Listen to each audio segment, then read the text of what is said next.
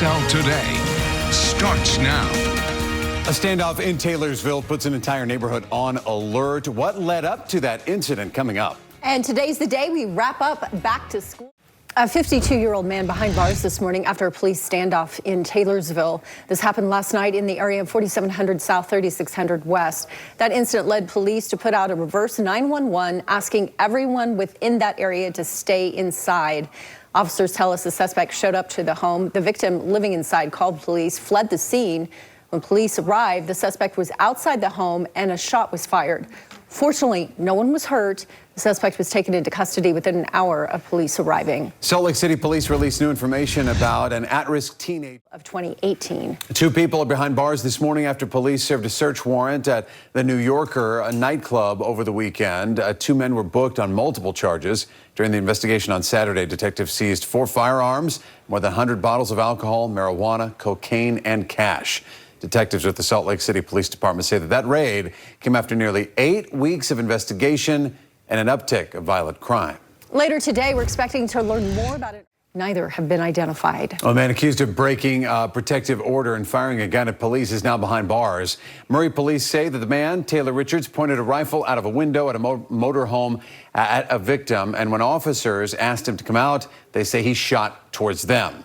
He's accused of shooting another round once SWAT showed up to assist. They say he eventually surrendered. Police have already arrested Richards twice this month. Developing in national. Learn more. Phil was the glue in our family, you know, that kind of helped everybody together, that kept friendships alive. Tonight, a trip to Hawaii took a devastating turn for a Utah family. 58-year-old Phil Bailey, a father of 3 from Bountiful, disappeared while snorkeling in a popular tourist area in Oahu. The family speaking exclusively with News Specialist Shara Park on what exactly happened here and how they hope that he will be remembered. Shara? Yeah, Mike and Deanie, I spoke with Phil Bailey's brother, who was with him in the ocean when he disappeared last week. As you heard him say, he was the glue that held their family together, and his disappearance is devastating to his wife and his 3 children. Just a special guy, and helped, you know, anybody in the world that he could.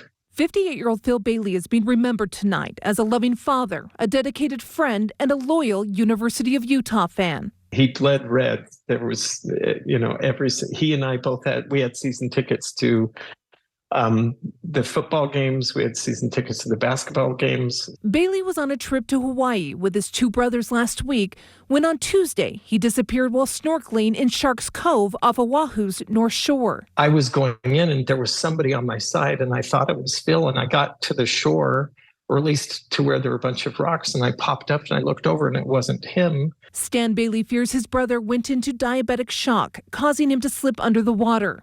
After an extensive 3-day search, they had divers in the water. They had a helicopter in the air. His body was never found. Loneliest trip I've ever taken in my life. Bailey leaves behind a wife and 3 children. His oldest son recovering from oral cancer, and his youngest son is autistic, needing extensive care. Linda is a caretaker 24/7 for their son. Just puts them in a really bad position. While loved ones rally around the family and prepare for difficult days ahead, they're also sharing the best of this beloved IT expert. He was the Wikipedia of the family, or the Google. You know, if any of my kids ever said, gosh, I want to buy a new computer, what should I get? I'm like, call Uncle Phil. He knows exactly what you got to do. They hope he'll be remembered for his witty personality, his love of life, and his unwavering support of friends. Just the kind of person you want to have in your corner. Always a fierce friend, and, you know, support to anybody that it could be. Yeah, wonderful man.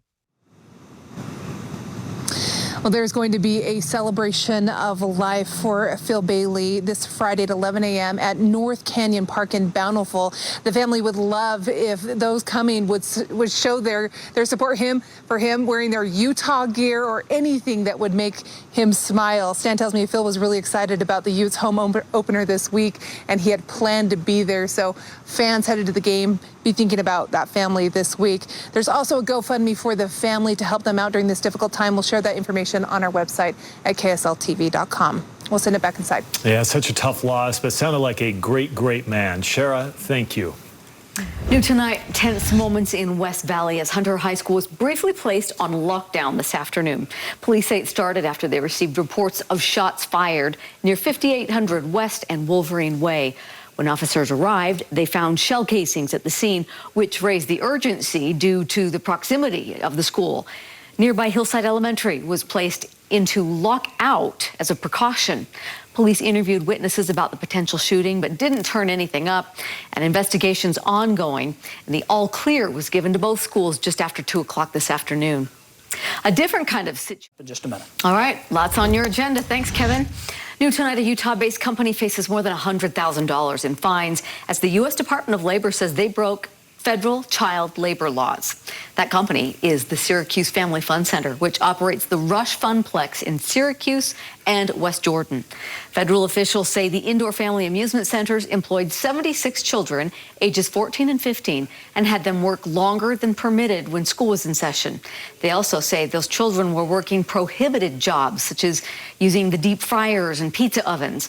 Investigators say the company also paid below minimum wage in some cases. In all, the company was hit with $166,000 in fines and penalties and ordered to pay $6,000 in back wages. A messy situation this morning.